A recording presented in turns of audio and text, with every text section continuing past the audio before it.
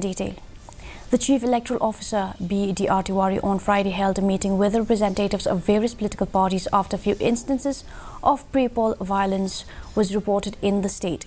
The representatives of the political parties raised concerns of the recent incidents both at Umsning as well as in Jayau and asked for additional security measures during the election rallies.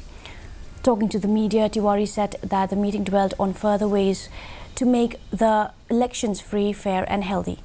The representatives for all the political parties attended the meeting called by the Chief Electoral Officer.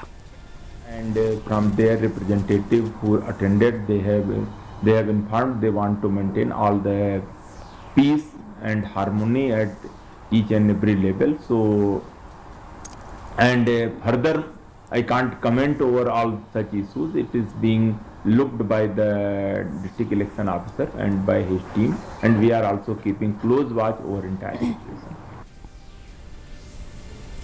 In Meghalaya, by the 13th of April, the home voting